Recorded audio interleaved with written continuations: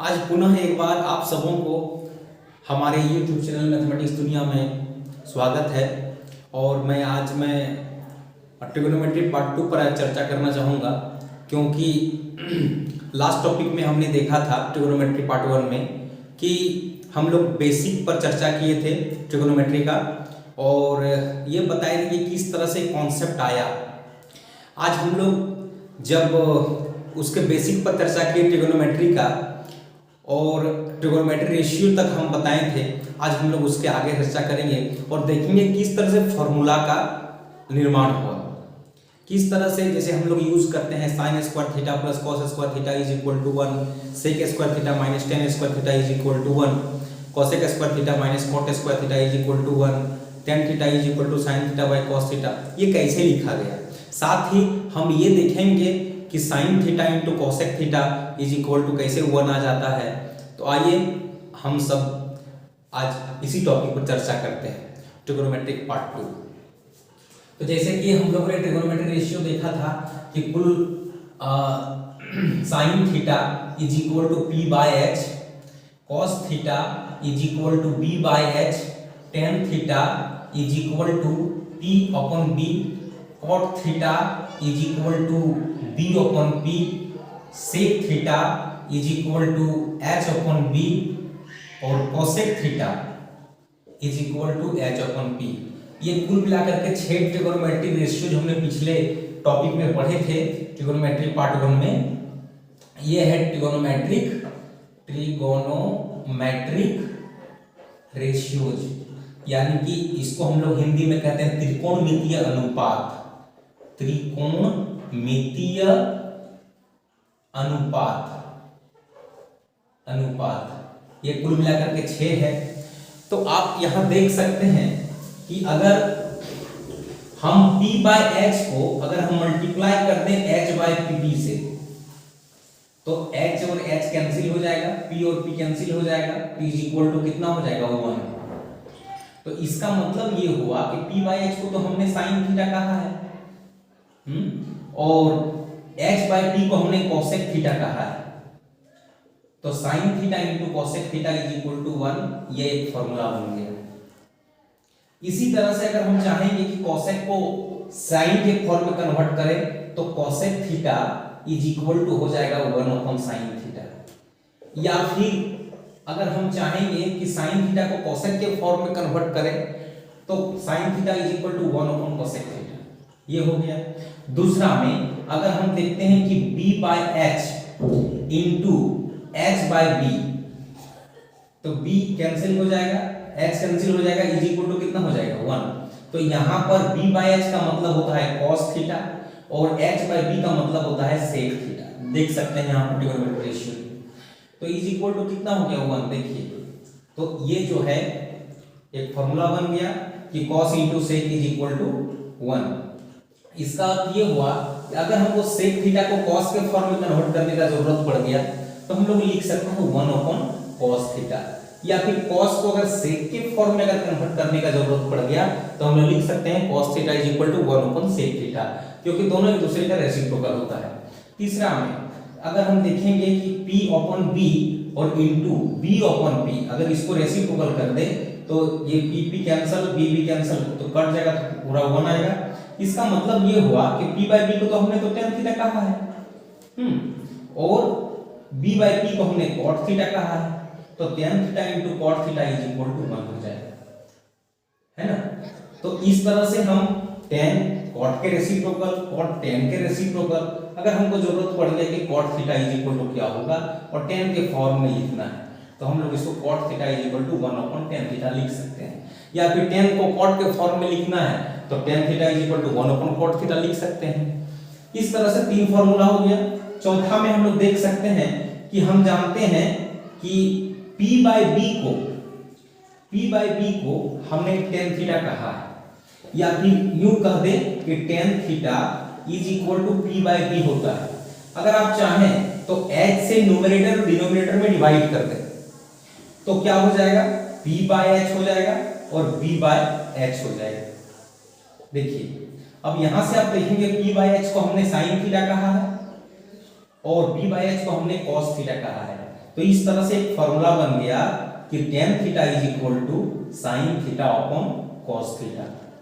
ये फॉर्मूला हो गया, रटने की कोई आवश्यकता नहीं है, बस खाली कॉन्सेप्ट को ध्यान दीजिए। आगे ये देख सकते हैं कि tan और cot एक दूसरे का रेसिप्रोकल है, तो इसका मतलब cot theta is equal to, अगर ये sin theta by cos theta हुआ तो cot theta is equal to हो जाएगा cos theta by sin theta.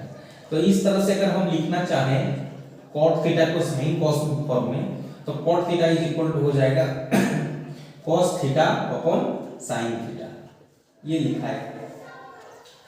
और एक चीज, चूंकि ये राइट ट्रायंगल के लिए अप्लाइड है, इसीलिए जब ये राइट ट्रायंगल बना दें हम ABC, और ये मान लेते हैं कि इस एंगल थीटा के लिए हम यूज करने जा रहे हैं, तो इस एंगल के लिए ये मेरा हाइपोटेनस तो फिक्स है, ये मेरा बेस फिक्स है, और ये यहां से ये देखने पर ये परपेंडिकुलर फिक्स है। तो इस तरह से पाइथागोरस थ्योरम हमने पढ़ा है कि h² is equal to p² plus b², या फिर अगर p² लिखना चाहें तो h² माइनस हो जाएगा b², या फिर अगर b² लिखना चाहें तो हो जाएगा h² माइनस p²। तो ये पाइथागोरस थ्योरम का कॉन्सेप्ट है। कहां से? तो पाइथागोरस थ्योरम, पाइथागोरस थ्योरम है ना। हमेशा याद रखें, अगर आपसे कोई पूछे कि व्हाट इज पाइथागोरस थ्योरम, तो आप कहें कि Pythagoras theorem is a relation in a right triangle in the sides. Pythagoras theorem क्या है कि किसी समकोण त्रिभुज में भुजाओं के बीच का एक संबंध है। It is a relation among the sides in a right triangle, ये पाइथागोरस थ्योरम। अब तो बोल सकते हैं h² is equal to p² plus b², लेकिन हम ये कहें कि वो तो ठीक है, कॉन्सेप्ट है, लेकिन बात रह गया कि हर चीज का दो चीज निकलता है, हर शब्द का एक शब्दार्थ होता है, एक भावार्थ होता है। शब्दार्थ क्या है? h² is equal to p² plus b², ये शब्दार्थ होगा, लेकिन ये है क्या चीज? ये भावार्थ है। कैसे भावार्थ है? क्योंकि हमने क्या कहा कि ये किसी समकोण त्रिभुज में तीनों भुजाओं के बीच का एक संबंध है, ये है आपका पाइथागोरस थ्योरम। देखिए, तो अगर हम ऐसा कॉन्सेप्ट यूज करें कि p/h का होल स्क्वायर और प्लस b/h का होल स्क्वायर, p/h का होल स्क्वायर प्लस b/h का whole square is equal to मेरा हो जाएगा, देखा जाए तो p²/h² प्लस b²/h²। आगे आप एलसीएम ले लेंगे तो पाएंगे कि h² एलसीएम आया तो न्यूमरेटर और ये भी ज्यों का त्यों रहेगा। तो p² प्लस b² को हम पाइथागोरस थ्योरम से बोल सकते हैं कि ये h² होता है, और h² से आप डिवाइड किए हैं तो h² कैंसिल हो गया, तो कितना बचा 1। अब यहां पर आप कॉन्सेप्ट देखें, p/h को आपने क्या कहा है? sin थीटा, तो ये स्क्वायर है तो ये हो जाएगा sin² थीटा, प्लस b/h को आपने क्या कहा है? cos थीटा, तो ये हो जाएगा cos² थीटा। तो sin² theta plus cos² theta is equal to कितना आ गया? 1। देखें, ये सब है ट्रिगोनोमेट्रिक आइडेंटिटीज। इस तरह से ये अप्लाई हुआ, sin² theta plus cos² theta is equal to 1। आगे आप चाहें तो cos और sin के बीच में जो रिलेशन है, आप cos² theta is equal to लिख सकते हैं 1 माइनस sin² थीटा, या फिर अगर आपको जरूरत पड़ गया कि sin² थीटा बराबर क्या होगा, तो sin² थीटा बराबर निकल जाएगा 1 माइनस cos² थीटा। ये देखिए, इस टॉपिक को ध्यान दें। तो ये एक फॉर्मूला हो गया। फिर आप अलग से देख सकते हैं, इस तरह से आप यहां देखिए, दूसरा नंबर यहां बता देना चाहता हूं, स्क्वायर। तो आप देख सकते हैं कि h अपॉन b का होल स्क्वायर, और माइनस कर देंगे p अपॉन b का होल स्क्वायर, तो क्या आएगा? h अपॉन b का होल स्क्वायर, इसका मतलब हो गया h²/b² और माइनस p²/b², तो इज इक्वल टू एलसीएम में मेरा b² हो जाएगा, और न्यूमरेटर में आएगा H square minus P square. अब यहां देखें तो H square minus P square, H square minus P square को हम बी स्क्वायर लिख सकते हैं फ्रॉम द पाइथागोरस थ्योरम। तो ऊपर में लिख देंगे बी स्क्वायर, डिनोमिनेटर में मेरा पहले से बी स्क्वायर, ये दोनों कट जाएगा तो इक्वल टू कितना होगा 1। अब यहां ध्यान देंगे कि एच अपॉन पी ये जो है हम लोग लिख सकते हैं एच अपॉन पी को क्या करते हैं सेक थीटा, तो ये हो जाएगा sec square theta minus P upon B को क्या कहे हैं टेन थीटा, तो ये रहा टेन स्क्वायर थीटा, स्क्वायर में है तो sec square theta minus tan square theta is equal to क्या आ गया 1। इस तरह से ये फॉर्मूला डिराइव हुआ। तो इस तरह से अगर हम लिखना चाहें कि सेक स्क्वायर थीटा बराबर क्या होगा, तो सेक स्क्वायर थीटा बराबर हो जाएगा 1 और टेन स्क्वायर उधर भेज दे तो प्लस हो जाएगा टेन स्क्वायर थीटा। तो sec square theta is equal to 1 plus tan square theta. इस तरह से हम लोग लिख दिए। आगे आप चाहें कि tan square theta is equal to क्या होगा, तो tan square theta is equal to हम लोग लिख सकते हैं tan square theta is equal to sec square theta और एक को इधर ले आए यानी कि सेक स्क्वायर थीटा माइनस 1। ये सब फॉर्मूला जो है ट्रिग्नोमेट्रिक आइडेंटिटी है और किस तरह से है। और हम लोग सभी जानते हैं कि और एक चीज छूट गया, एक चीज है तीसरा नंबर स्क्वायर फॉर्मूला में हम लोग देख सकते हैं कि h अपॉन p का होल स्क्वायर और माइनस b अपॉन p का होल स्क्वायर।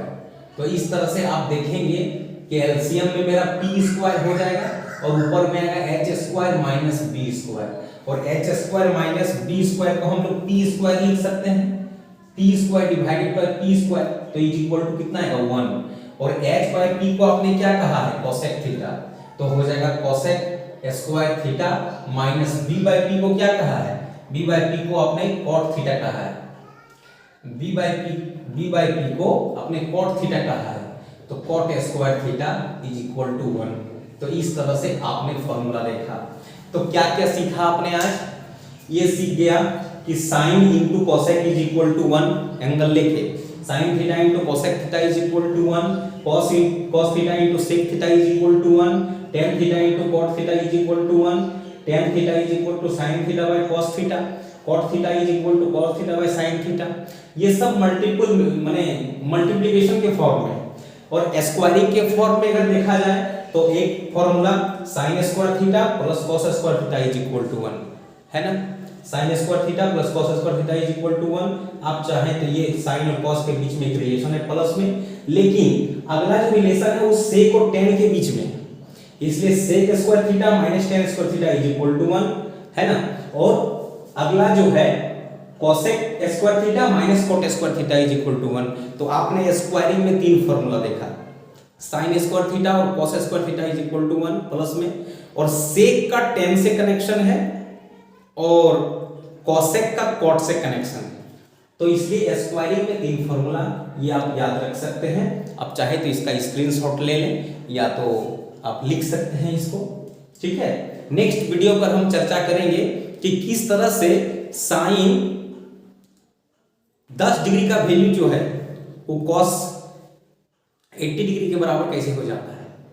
नेक्स्ट वीडियो पर हम चर्चा करेंगे कि अगर tan 5 डिग्री का अगर हम वैल्यू निकालेंगे तो cot किसके बराबर होगा, क्यों sin 90 minus theta is equal to cos theta होता है। अगला वीडियो पर हम बात करेंगे। धन्यवाद।